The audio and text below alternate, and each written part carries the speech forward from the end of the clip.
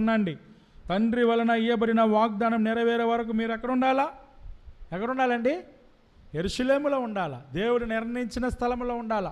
దేవుడు ఎన్నుకున్న స్థలంలో ఉండాలా. దేవుడు వాగ్దానం చేసిన ఆ పట్టణము యెరూషలేము దేవుని మందిరంలో ఉండాలా. అప్పుడే నీకు వాగ్దానాలు నెరవేరుతాయి.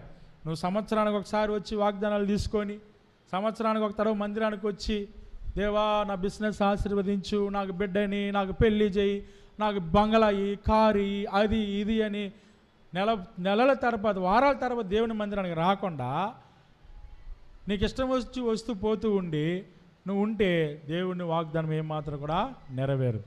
సరే, ఆఖరిగా చూసుకుందాం. దేవుని వాగ్దానం మన జీవితంలో నెరవేరాలంటే మనం ఏం చేయాలి? అపోస్తల కార్యములు 1వ అధ్యాయము 14-15 దేవుని మందిరంలో పట్టణంలో ఉండమనిండు. రెండవదిగా దేవుని వాగ్దానాన్ని పొందే వరకు వాళ్ళు ఏం చేస్తూ వచ్చారు? అపోస్తల కార్యములు 1వ అధ్యాయము 14-15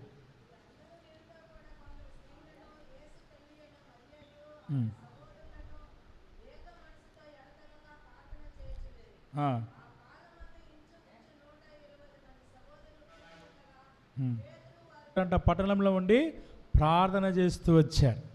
ప్రార్థన లేకుండా ఏ వాగ్దానం కూడా నెరవేరదు.